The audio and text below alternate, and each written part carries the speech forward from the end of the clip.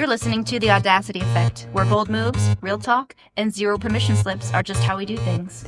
We're Jenna and Kelly, two corporate pros building bigger lives on our terms and helping you do the same. Whether you're launching something new or burning down what no longer fits. We've got stories, strategies, and sarcasm to match. Let's get audacious. Bold moves, real talk, no permission slips. Gotta give him my all. Nobody's gonna tell me what to do with this. There is no blueprint, just my audacity. Done with permission. My dreams might need a pivot, might need a new scheme. Call it audacity effect. Okay. Oh, hey, we're doing a thing. This is a very exciting podcast.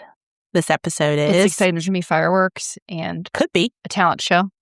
Ooh, are you going to sing? Good. But then we would have less listeners than we have now. Well, this is very, very exciting because we have one of my dearest friends here with us. Sweet, sweet Dr. Cortha Pringle. I have known Cortha for a very long time. We don't need to talk about that. How long? Okay, that's good.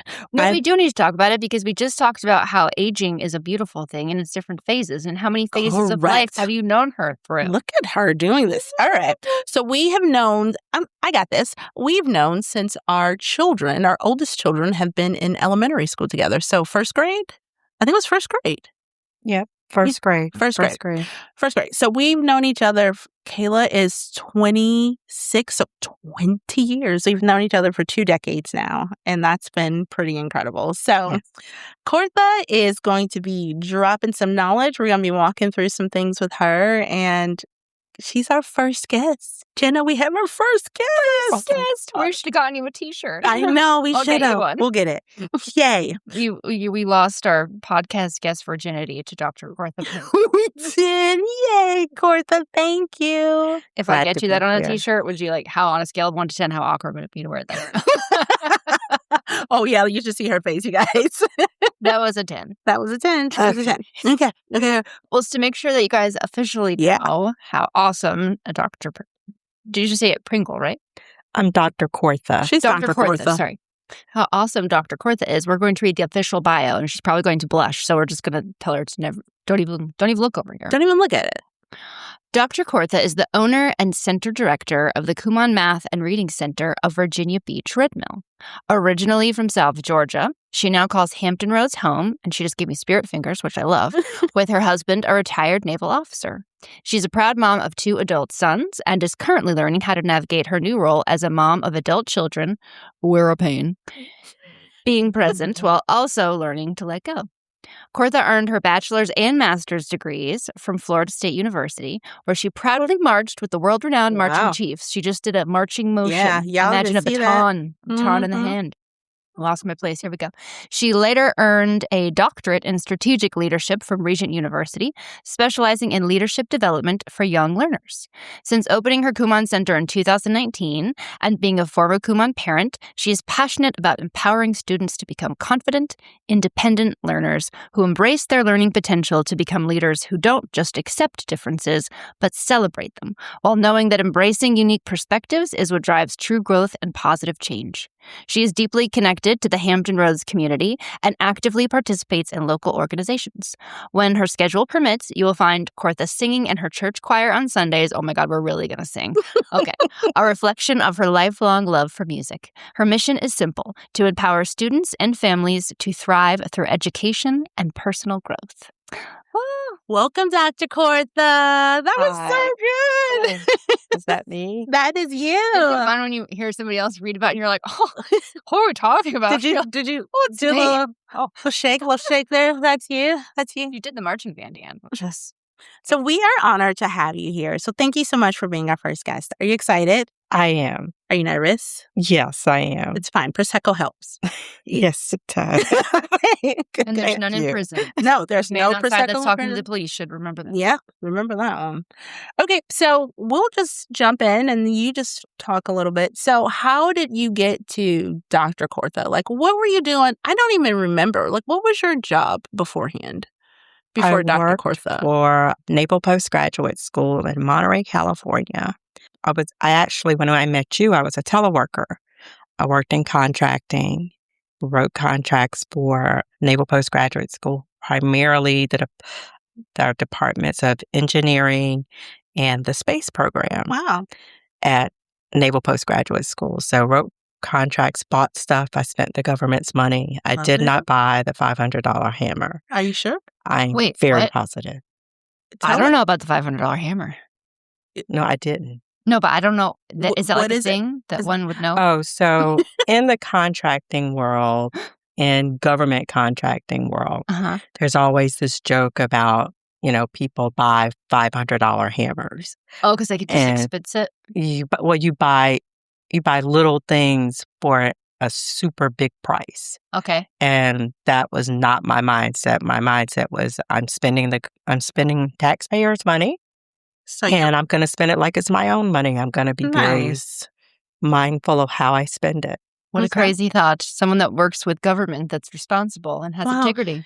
But I don't work there anymore. Okay. And so from there, We had moved here to the Hampton Roads area. uh-huh. I told my dad before he left us almost 23 years ago Mm-hmm. that one day he was like, I want you to get your doctorate. I want you to do that. Mm-hmm. And I said, I will. Because my dad he had his doctorate. So it was kind of like, well, you got to do it too. Right. And it was something I wanted to do. People asked me. And once I started the program, folks asked, what was I going to do with it? I'm like, I don't know. Yeah. What now? I want it. Yeah. This is something that I want. And I did it. And then it was like, okay, what are you going to do with it? Just be called Dr. Cortha. Yeah. So you could just Put walk that on around my like Starbucks that. mug. Yeah. Yes. Yeah. Who is this? It's Dr. Doc. You forgot the DR. Yeah. Thank you. That's me. And Mm. so, yeah. And then my boys were in Kumon, and their Kumon instructor had said to me, you would be the most amazing Kumon instructor. And I laughed at her. I'm like, what? Mm. Me? No. And just life happened, circumstances happened. I wasn't happy anymore in my job. Mm-hmm. There was no joy there anymore. Mm-hmm. And it was like, okay, let's try this. Yeah. And we looked at our finances and we could afford it. Yep. And it was like, let's do this. And I did. And so I opened up my center in 2019 on April Fool's Day. Look at you. So you didn't even say, like, let me go instruct at one of these things. You were like, nah, screw it. I'm going to go and just open one. Or is that how you have to, like, how do they work? So I don't know anything it's a about it. franchise. Uh-huh. So basically I said, yes, I'm interested. I went through this whole training, and it took about a year of training. It was a lot. Wow. It was and I was still working. I was still working full time, had the kids, and I was working and just doing all the things and doing all the training. And there was trainings in Atlanta. There was several trainings in New Jersey that I went up for, because that's where Kumon North America is like Mm-hmm. its home base. Okay. And so I was there. So just did all the training. That took about a year. And then I realized that, I was getting ready to open, and I was still trying to work. And it was just really, really hard trying to work and maintain the house and trying to open up the center. And that was, I think, probably one of the scariest moments, when I looked at my husband. I'm like, I can't work anymore. I know we're not open. We're not going to open till like 2 or 3 months from now, but I can't. I'm not doing my job effectively. I'm not doing life effectively. Yeah. And then it was like, okay, let's do this. And so I quit my job. How'd I that quit feel? on, and I strategically planned it because I teleworked anyway. Yes. So it's not like I had to go into the office, but I planned that my last day would be the the first day back from after the winter break. Oh, smart. So it was January the 4th, Yeah. and that was my last day. That was a Friday, and that was my last day of work, and I did it. You did it. So yeah, that's how, and that's Did it feel scary when you decided to Mm. quit the job before the other thing was? oh yeah, Because was the goal, okay, I'll do the job and then I'll start this. And then when this is profitable and I feel safe and secure with that, then I'll quit. That's how Oh. I would want to think of it anyway. Yeah. that was definitely that was the plan. Yeah. And I realized that I couldn't do it anymore. And getting my husband on board with that one was, ooh, Mm. that was he was like, but, and I know, I'm like, but I can't, I'm not doing well at any of these things. And I need to focus. If I'm going to do this, I need to have all of my energy focused there Mm-hmm. and not worrying about whether I bought a Hammers. plug or a hammer or something, for somebody. And so, yeah, that's what I did. So, yeah, super scary, but we did. We persevered. You did. And so do you feel that you had to, was there an identity tied to your, role previously before Kumon? Did you have something, were you identified by that role in any way? Or did you always know that just wasn't going to be your place?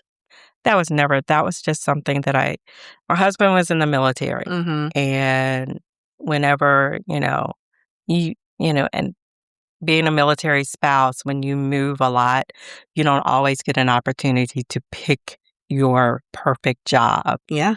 And so sometimes you get a job just because, hey, it helps bring. I was one of those, I know a lot of military spouses that don't work, but I've always worked. Mm-hmm. And I needed to do that just for me, Mm-hmm. to feel like I was not only just contributing, but also I needed a life outside of just my kids in the house. Yeah. So yeah, it was just a job.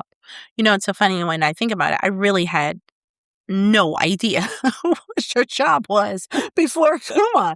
Which is crazy because you've only been doing Kumon. This is 6 6 years. I have no recollection Wow. of what that job was beforehand. That should let you know that Yeah. it wasn't that. It Yeah. wasn't. It was a job. It was just a job. So when you started your Kumon Center, or just even this journey, getting your PhD and all of it that came with it, did you have an idea of I know that I'm successful when?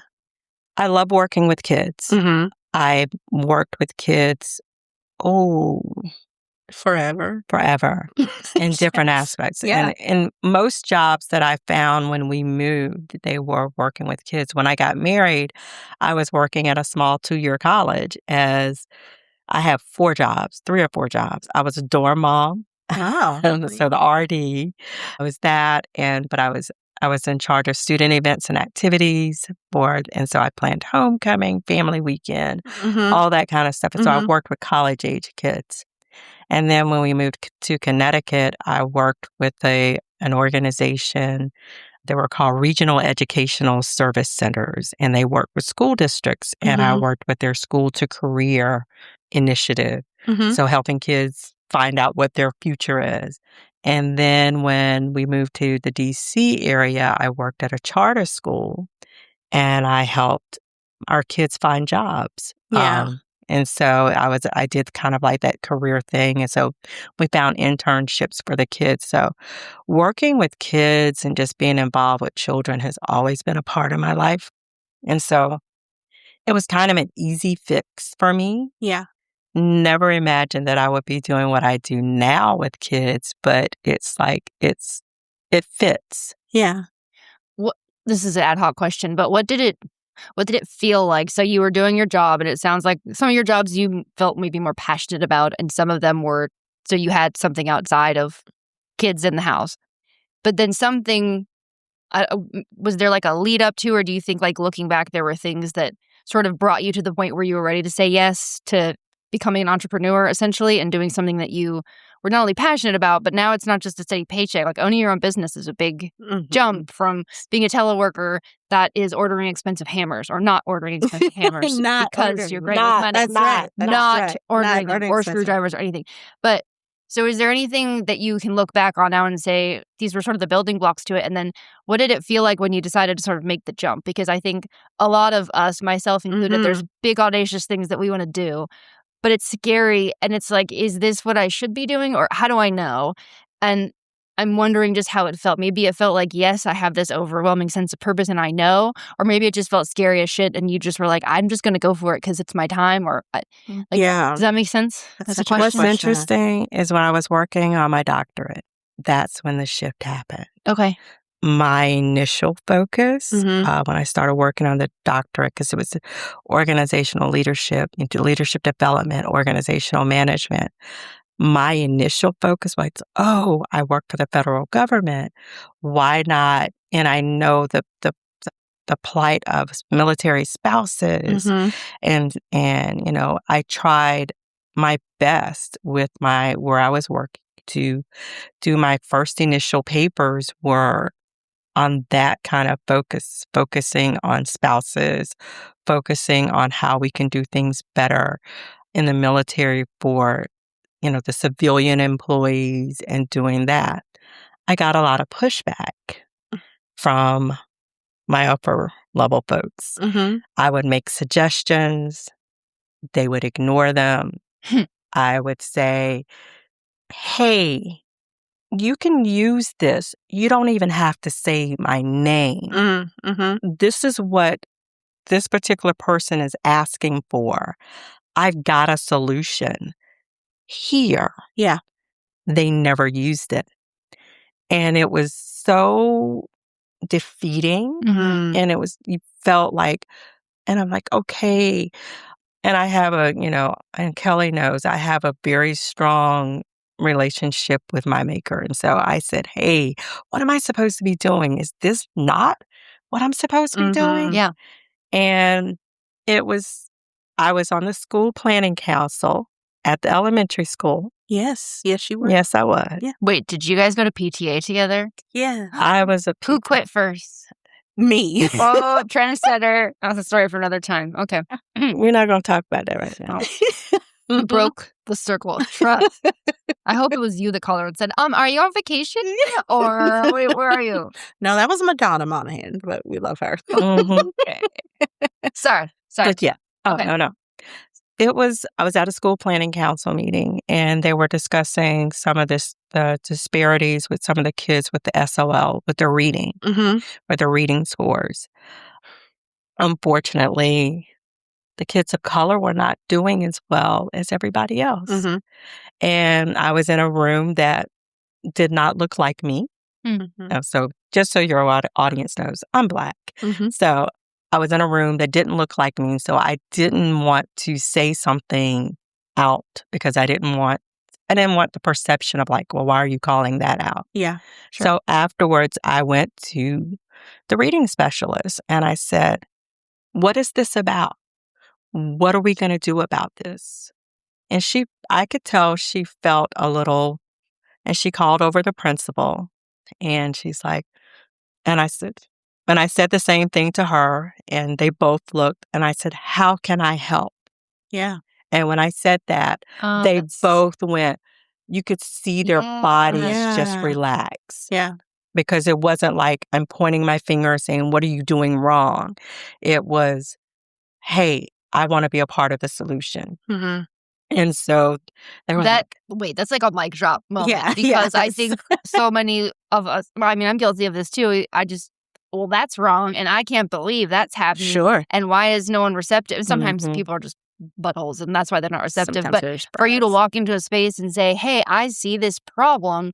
How can I contribute to the solution? Like, that's really, really powerful. Not only because it brought down the defenses of the people that you are approaching, and so now they're willing to hear your ideas and work with you, but you're also coming to contribute. and not just being like, I don't think that, like, that's, Yeah, I that's love so it. great. That's It's so, beautiful. I hope everyone just write that down in Yes. your little notebook. Yes. Okay. And so that's what I did. And so we sat down and we brainstormed. And in fact, now that particular reading specialist, she sends once I open Kumon, she sends students to me. Oh, that's Aw. wonderful. She's like, I know the perfect person for you. Mhm. And so I think I didn't realize it at the time, but that was the pivot moment Mhm. Yeah, I love Mhm. it. that it was like, well, you know what? I need to focus here. And I started working with a couple of kids and it was amazing. Yes. That. Yeah. Yeah. And I think I shared about, Yeah. it was so, and I was like, this is where I'm supposed to be. Mhm.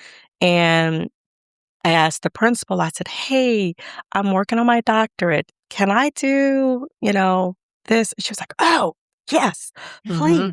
Yeah. Yeah. Yes. And so it was like, Baby Jesus and Mary and God, please. Please do. and I'm this. like, oh, Oh Be- no, they said I could do it. Now I have to do and I- it. no, it was such an empowering moment Yeah. because on my job that I was doing from 9 to 5, Yeah. they had not even acknowledged that I brought Wow. this to the table. Sure. So it was that moment of you feel like you're less than. Mhm.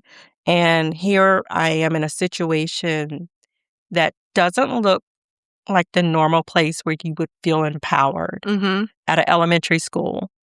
And that's where the shift started with me working with a focus on kids. And I was like, you know what? And I remember talking to my major professor, God bless him, he left us a few years ago, Mm. and I shared with him, he was like, Cortha, you sound so passionate. Yeah. And Even just like Yeah. right Just now, right you now. Yeah. I was cover like, your whole yeah. job and then your face Yeah. up. Yeah. Yeah. You And still so he light was up like, for let's that. do it. Let's do it. And Yeah. so that's, yeah. So cool. So did you develop like a reading program, like enhancements to help the reading scores or like? Well, what I did, I worked with about 2 or 3 kids. Uh-huh. And although I may not have made a big difference in the big numbers, I know I made a difference in those kids' lives. Mhm. And for me, that was the important piece. Yeah. So basically just work with them on phonics and work with them because my kid was going through Kumon. So I knew some of the things that that they had done there. And phonics base was just so important for reading and getting them there and helping them with that. So to recap, you felt unempowered and unlistened to in your space. And so instead of just saying, oh, no one cares about my feelings or my thoughts, you went and found another outlet Yeah. that did connect with not only what you're passionate about, but was receptive. And then that is what sort of spawned this future career trajectory that you're now on that's obviously very successful. And you're able to, that's really cool. I love it. Thank you. So I have the question for you. Yeah. Oh. So, because you've supported so many in their journeys, what have you learned about showing up for yourself in all of this? I thought she was going to ask you who your favorite kid was. But no, it's fine. You cannot ask that, Jenna. You cannot ask that question. I know, but she was looking a little like, smile. See, Kelly knows she's wrong for asking that question. But I She love should ask her. the favorite kid one. I did. That one might have been better. Yeah. I'll beat you up later. Okay. That's one I'm still figuring out. Mhm. I have a hard time saying no. Mhm. And one of the pieces, I think, it comes from being that eldest daughter thing. And in fact, I came across this whole thing a couple of weeks ago about the eldest daughter syndrome. Mhm. And I'm like, It's real. It's so real. oh, We're all eldest daughters. yes. I'm Yep. sitting here going, that's me. Yeah. And, you grow up with the expectation that you have to set the example. You have to be the best. You have to, you can't Yeah. make any mistake. No mistakes allowed. You're setting the example. Be Yeah, the you're best, setting do it the like- best. Yes. Yes, you've got it. No. Oh, Yep. really? No, no. And then almost to a point at some point, you almost feel like a third parent, Yes. because there's mama, daddy, and with me, my family situation was very interesting. My parents have 3 children. I am 8 years older than my middle brother. Mm. I am 17 years older than my younger brother. Mm-hmm. Yeah, we all are same parent, same mom and dad. Same people would ask that question. And the joke was in my hometown that if you had all three of the Macmillan kids, it was time for you to retire. So, yeah. And especially with my younger brother, I was, people thought I was his mom. Yep. Sure. And so there's that Yep. expectation of just always being, you can't make mistakes. And then when you do make mistakes, because life happens, you're Mhm. going to make mistakes. You feel like you've let everybody down. Sure. And the pressure of that. So it's a lot of times you don't even consider yourself. Mhm. For me, it's like, I'll deal with me later. Not now. Mhm. So that's been a hard one. I'm still, trying to break that habit. And then I think the other piece is that when you disappoint folks, you feel like you've disappointed them, or they're going to leave you out.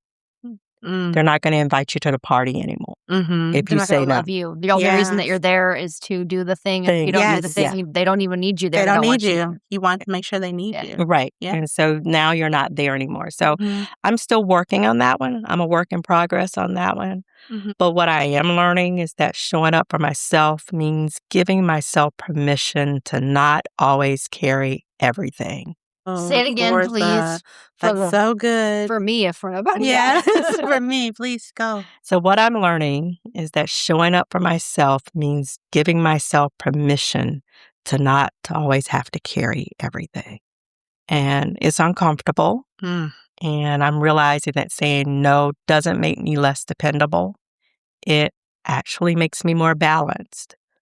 And when I make space for myself, I actually have more to give to others in a Mhm. healthier, more authentic way. Yeah. How do you think, I know your family, so how do you think they have helped you with this? Because I know you and your family are so very close. You and your husband and your boys, like how have they helped you with this? My husband and my boys are my biggest cheerleaders. Yeah. And I'm very, my husband and I have been married almost 26 years now. Yay. And just my husband he very rarely tells me no. Mm-hmm. If I say, hey, I want to do this, or hey, I'm thinking about, he's willing to do that. Mhm. He's like, okay, what do you need? Mm-hmm. Or, I had a situation this past few weeks where I had a homeless guy kind of showing up at my building. Mm-hmm. My husband, I'm coming there. I'm going to sit there. I'm like, what are you going to do? I'm just going to sit there. I'm like, okay. Yeah. But I was like, oh, here's my protector coming. But Put your horse out back. yes, riding up on his horse. Yes. Watch the sword. Don't hurt the Excuse family me, jewels excuse when you me. dismount. That armor's too big. And so and my boys, they are supportive. My oldest he's working in his first real job. Mhm. And we talk once a week, and he's like, whenever I'm doing something, he goes, oh, that really sounds cool. Oh, and then what's great about him is 2 or 3 weeks later, he'll say, so you were working on that thing. How's it going? Oh, that's so wonderful. And so, yeah, I do. I am so super blessed to have that Mhm. support system. Mm-hmm. So you have always, like in your life, been able to pivot and work your way through the next thing without a lot of, not necessarily pushback internally, but without a lot of strife. Like you're just decided to go forward and you did, and you changed and you did, and life happens and you changed. Like, what would you want our listeners just to know about being able to make those big pivots and changes, like pivoting with purpose, especially when you don't know what's coming next and you're just hanging out there and here comes life changing things The for second you. PWP that we have: petty with purpose, Petty with purpose and pivot with purpose. with purpose. Thank you very much. So, pivoting. What's interesting that you say that? My husband and I renewed our vows in December. or last December. Mm-hmm. And our minister, he's a minister. Well, he grew up in our church, but now he's doing major, amazing things. He's got his PhD, and he's just doing all these really cool things. That's awesome. And he's said that our names. He said that he focused on what our names mean. And I'm like, my name, how are you going to find Cortha? Yeah. My name is, you're not going to find that name anywhere. It's not on a key ring. I was gonna say, my name is never on the keychain, Dr. Cortha. I always looked. It was Jennifer, Jenny. And I'm like, I just want my name. I know. It's on like, a keychain. remember those little, Those magnets and those nameplates. Yeah. Jenna's not even, nope. No, Nobody ever thought about a Cortha. No. But he said that my Sorry, name meant Cortha. to pivot. Wow. And I was like, he said, well, he looked at the I was chord. gonna say, did he make it up? I mean, I like it if he did, but making this up. but he said that, and it was such, I was like, wow, that's what my name meant. So I thought it was interesting. So what I'm learning about pivoting with purpose is that it can't be doing what other people expect. It has to be about what I need. Yes. that's And it goes back to, how I used to define the success and how I define it now. But in the middle of that, what always creeps up and that pivoting with purpose is that imposter syndrome. Mm-hmm. It always tries to creep in, and you feel that whole less than, or they're going to figure out that she don't know all she thinks she knows. Yep. And so that's always there. It's that, how you got the little, got the angel and the devil on your shoulders, and that Mr. Imposter sitting there, girl, you you're not all that. And I'm like, what a jerk. I'm like, shut up. Yeah. No, leave me alone. Let me live. But dealing with that. But I just finished a book earlier this year that's called Know What You're For. And I'm going to give it the author's name's Jeff Henderson. Okay. And for me, he asked two questions. Well, there were two questions that he starts out with. It says, what are we known for? And then, what do we want to be known for? Ooh. And then, what do people know us for? Oh. And so, that was heavy. Yeah. And for me, what I got from all of that is when those answers align, that's when I'm walking in my calling. That's when I'm walking in my purpose. So for me, pivoting with purpose means checking myself against those two questions and making sure my choices line up. And that's where I find my direction and my courage to make moves that might surprise others, but feels right just for me. Do you struggle with the feels right just for me and this makes no sense to anyone else? Is that ever a struggle for you? All day long. Because you feel like that, like I said, that imposter syndrome, I'm never enough, or, I'm not going to be, for example, this week, mentally, I'm just going to be honest with y'all, I had to mentally prepare for this. We're a lot. I get it. We are a lot. No. I just get it. Actually, it's Kelly. It's just Well, just so you guys know, in the mornings when I come into what I do, I've been listening to you guys' podcast. Oh, yeah. And so Stop it. my staff members come in, and I can't remember. I think it was the second episode. One of them, she's like, "Oh my God, that's so good!" So yeah. So just so you know, you got some Gen Z followers out there. Thank you. That are actually listening. It's my skincare. That are actually Yum. the young people listening to you. Oh, yay. Girls So. and boys, use the skincare. She was right. I should have done it earlier. But that, but that voice, I think, on that shoulder that is telling you, no, you shouldn't do that, or you get from family. Yes. When we got ready to open our business, we got more naysayers from our families than we did people like you, Kelly. I think you were one of the first folks that I shared. And I have a couple of besties, and I shared it with them, and they were like, you got this. You're going to do great. Yeah, it's Kelly, amazing. everybody was like, but then unfortunately, sometimes family members were like, why are you doing that? Mm-hmm. That doesn't make sense. Mm-hmm.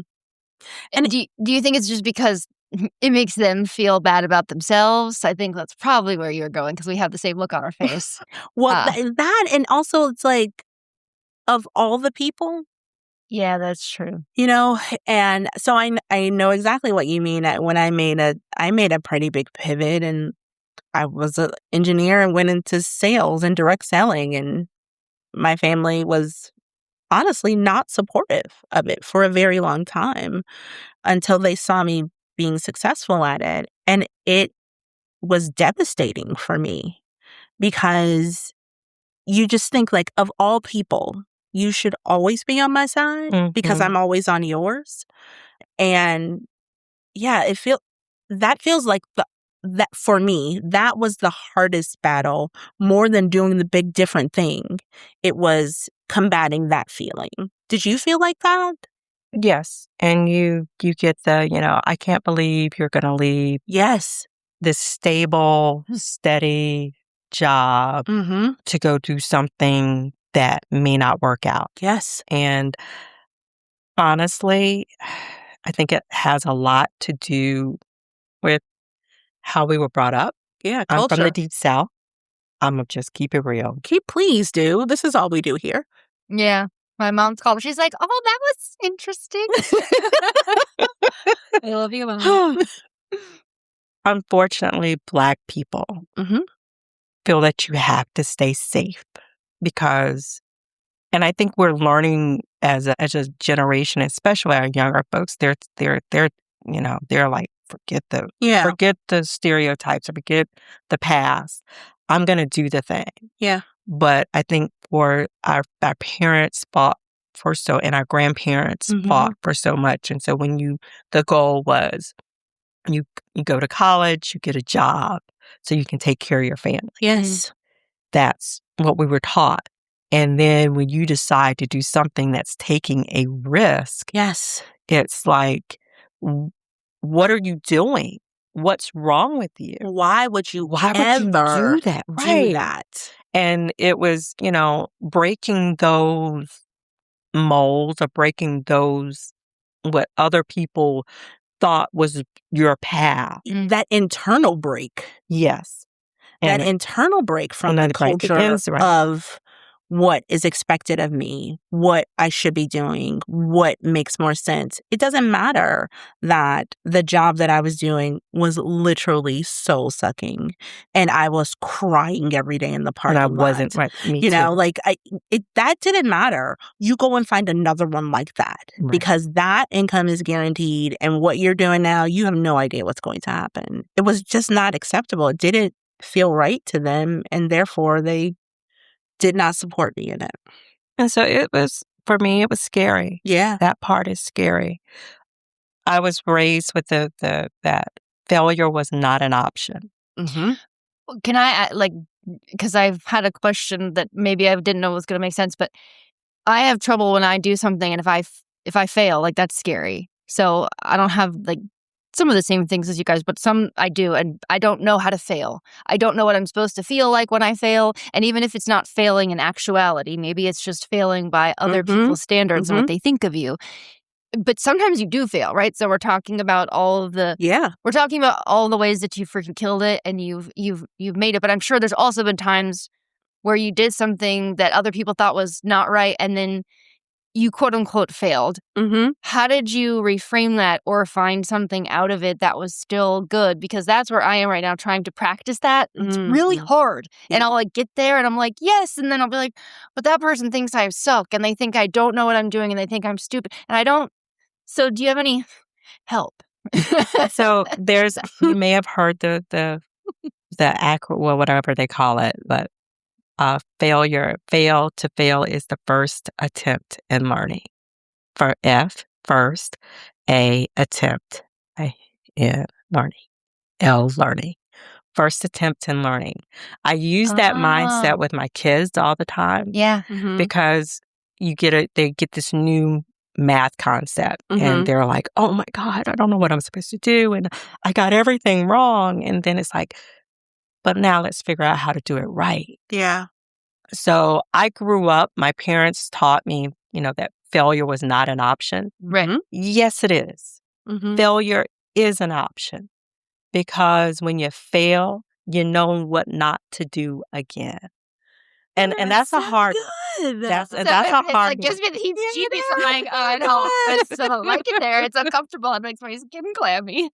but yeah, now what Yeah. not okay, Yeah. that didn't work the last Yeah. time. I don't need to do that again. Mhm. Yeah. So now let me figure out another way to do this. Yeah. And so I'm learning to take that mindset and one of the things that I thought was what helped me get to that point, I had a boss when I was in Connecticut, and Jean Marie, that was her name. I can't remember her last name, but she was amazing. She was a PhD. She was a brilliant woman. Mhm.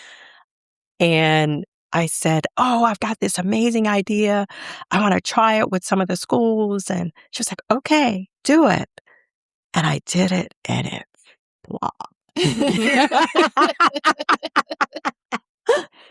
And then I went back to her, and she's like, yeah, I knew it would. Jean Marie. Like, But she gave you the opportunity. but I said, well, if you knew I was going to fail, why did you let me do that? She said, because you needed to see it. And she said, now, what are you going to do? I'm like, what? She said, now, how are you going to pivot? Mhm. She didn't use the word pivot, but that's what she said. But that's what it was. How are you going to pivot and make this better? Mhm. And I was like, oh, I said, can I get back to you? And she's like, yeah, I'll give you a couple of weeks and we'll talk. And that was one of by far, when I think of my bosses, when I think of leaders, of the type of leader that I want to be, Mhm. I always see her face. Yeah. And because she was so empowering, because she also said, I know that you're a military spouse. I know you're only going to be here for 2 years, but I want you to do everything you're possible that you can do. Use this as a resume building time. If you want to try it, try it. I've never had another boss like that. Mhm. But she was amazing. And she made me fail. Let me fail. Mhm. And I learned from it. Yeah. So I love it. This is so good. Okay. So, if you could write your own permission slip right now, what would it say? And who else do you think needs to hear it? Probably me. And me. Besides us, though. Oh, goodness. I am allowed to let go. I don't have to carry every expectation or meet everyone's demand. I have permission to choose what I need, to rest without guilt, to You got grow. me. Ooh, oh, there's more. Okay, there you go. You go. To grow in new directions and to embrace joy without apology. I am enough, just as I am. Oh, God. And okay. I know, you're going to make Saul cry now. Thanks a lot. We're not having her back. I was actually thinking it would be fun if she came back to do one of her question and answer Okay, yeah, live we could things. probably So do that. sorry, Okay, Cortha, sorry, you have to go come back. ahead. Oh, So- Lord. anyways, Oh, wait a okay. minute. Unless this makes us cry again, then it's off. I take it back. I think the people who need to hear this are those eldest daughters, Mhm. Yep. parents who are learning to release their kids, Mhm. which I'm struggling and trying to work through into adulthood, Mm.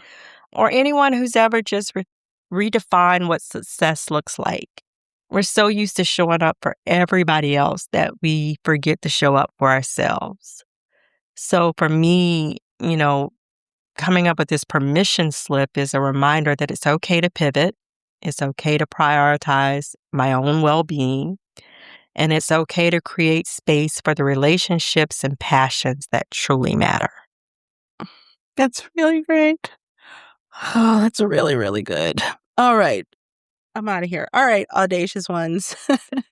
We want to hear about your permission slips. Yep. So Oh, we all have to write one now, but Now we all have it's okay. to They write won't be one. as good as Dr. Cortha's, but you can still try because failure is the first step in learning. So you can learn how to write a better one if you try. Yeah. Right. Yes, you can. Let's This do is this. great. This is really good. Cortha, thank you so much. I love you dearly. Love you so much. Thank you. I love you too. Thank you. Grateful for our We're all going to go cry now. Wait, Cheers. Cheers with everybody. All right. We'll talk to you guys. Later, taters. It would be audacious of you to do a few quick things for you and for us. First, hit that follow or subscribe button so you never miss an episode. Then, share this with someone who needs a little more audacity in their life. And if you're feeling generous, leave us a review and a 5-star rating. It helps way more than you think. Want more? Head to theaudacityeffect.com for episodes, our favorite things, and merch. And don't be a stranger, come hang out on IG at @the_audacity_effect. Hundreds, I need a place.